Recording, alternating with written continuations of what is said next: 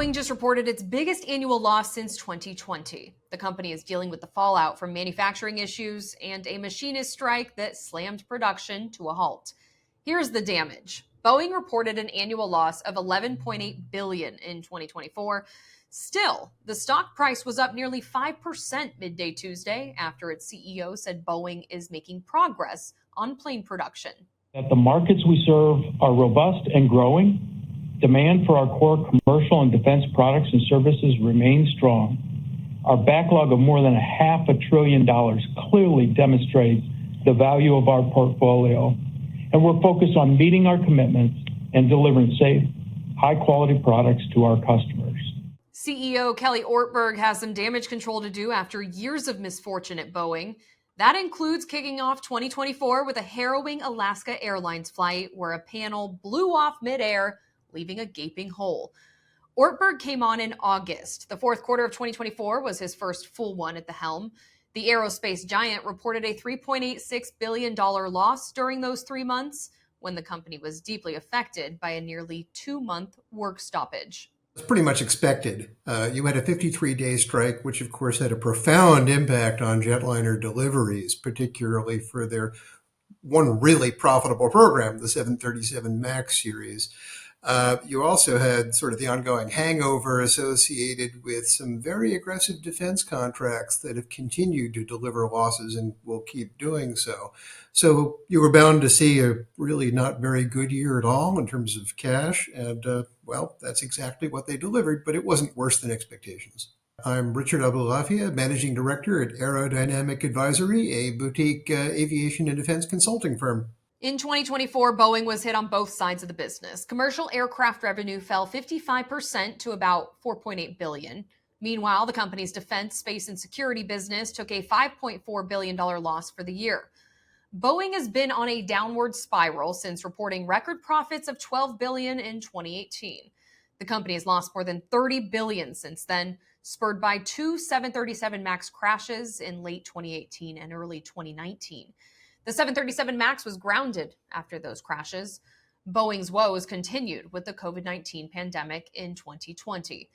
During Tuesday's earnings call, Ortberg reiterated his commitment to his 4-part plan to get Boeing back on the right track. A big point is fixing Boeing's culture. We're going to help focus the teams on what it takes to make Boeing successful and promote a culture of unity and accountability by implementing a single enterprise score for all of our annual incentive plans.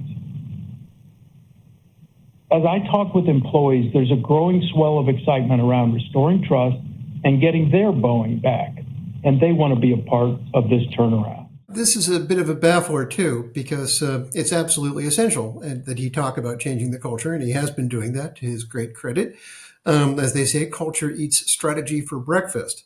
On the other hand, when you come out and say, well, we're firing 10% of the workforce, we're not going to give you any details, that's a great way of continuing the cultural message that labor is really just an input rather than a partner, something to be squeezed for costs. In the wake of the company's struggles, there have been talks that Boeing may spin off certain segments of the business. Late last year, reports claimed it was looking for buyers for its space unit. Now, a potential sale of its navigation business is drawing suitors. Part of that decision process is what do you do with something? In some cases you have potential that you could sell it and there are buyers. In some cases that may not be a viable approach. We may want to just not continue with the next phase of the project or something like that.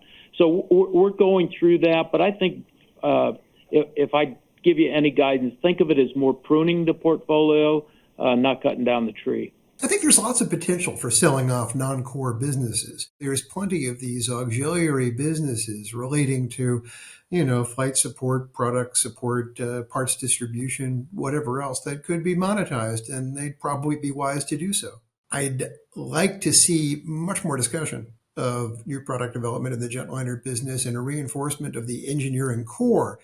And then on top of that, they have to do whatever they can, whatever is the art of the possible, to get these money-losing defense programs back on track, even if it means more upfront losses, bringing in additional resources to bear, anything to avoid the endless drip of program losses that we've seen over the past 7 or 8 years. Moving into 2025, the company said it's focused on solidifying supply chains, ramping up production, and getting 3 planes through certification: the 737-7, the 737-10, and the 777X. For Straight Arrow News, I'm Simone Del Rosario.